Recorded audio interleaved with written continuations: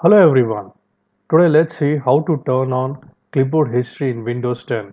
Let's see an example. Let me open Notepad. Here I have two items. Let me highlight the first one and copy this. Now this is copied onto the clipboard.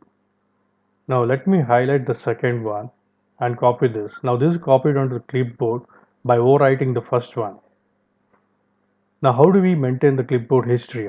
How do we turn on the clipboard history? There are two ways.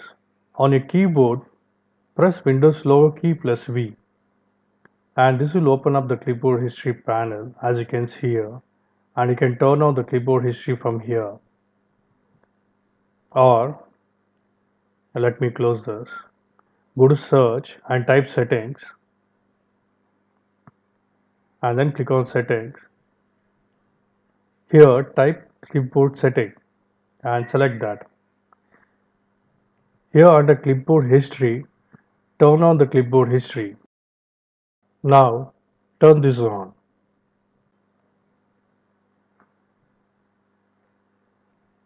And now let me close this.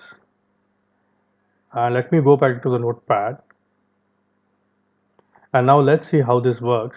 Now let me copy the first item and let me copy the second item.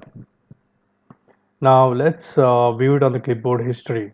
Press Windows lower key plus V and this will open up the clipboard history, and you can see all your copied items here on the clipboard history panel.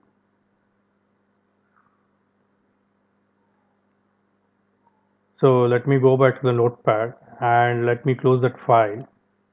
Even after I close this file, and if I go back to the clipboard history panel, we can still view those copied items here. Now here we have three dots.